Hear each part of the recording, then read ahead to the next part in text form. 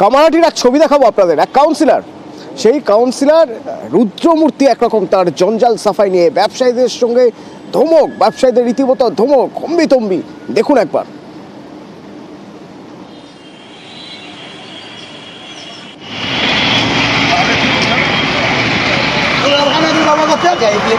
আপনার দাম রাখছেন না, রাস্তার মধ্যে মাল খাচ্ছে, রাস্তার মধ্যে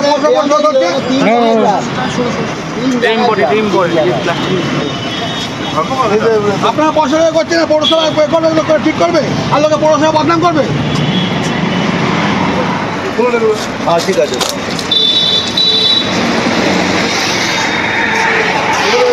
কোনো কিছু ব্যবহার করা যাবে না।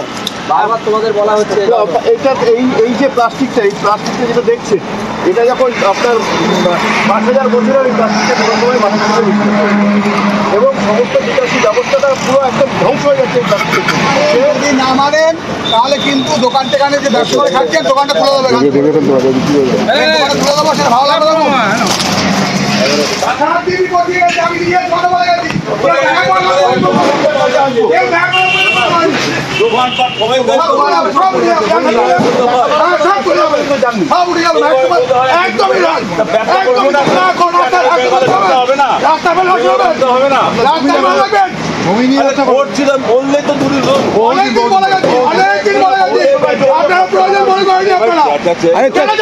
এক সপ্তাহ বলেছে যাবেন না, একজন সিআইডি সাহেব এসছে আপনার কাছে, আপনি যাবেন না? সুবীর রয়েছে সরাসরি আমার সঙ্গে। সুবীর, কাউন্সিলরের এরকম রুদ্ররূপ কেন? এত রেগে গেলেন কেন? অনেকদিন ধরে জঞ্জাল সাফাই হচ্ছে না নাকি? জঞ্জালের পাহাড় হয়ে রয়েছে পুরো এলাকায়।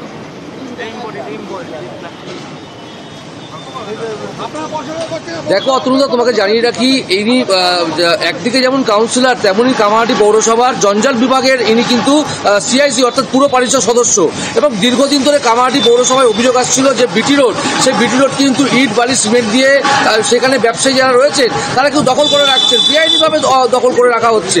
এবং এই নিয়ে কিন্তু বারংবার নোটিশ দেওয়া হয়েছিল কামারহাটি পৌরসভার পক্ষ থেকে, কিন্তু সেই জায়গাতে কিন্তু একদম সেইভাবে বেআইনিভাবেই কিন্তু ব্যবসায়ী যারা রয়েছেন তারা কিন্তু সেইভাবেই সেখানে এইভাবে বালি ইট সিমেন্ট এগুলো দখল করে তারা রাখছিলেন। এবং আজকে কিন্তু পুরো আধিকারিকদের নিয়ে যিনি রয়েছেন সৌমিত্র পুতুতুন্ডু, তিনি যখন সেখানে যান এবং সেখানে গিয়ে কিন্তু তিনি অভিযান চালান এবং অভিযান চালানোর পরে পরিষ্কারভাবে তার নজরে আসে যে এইভাবে এলাকা দখল করে কিন্তু ব্যবসা চলছে।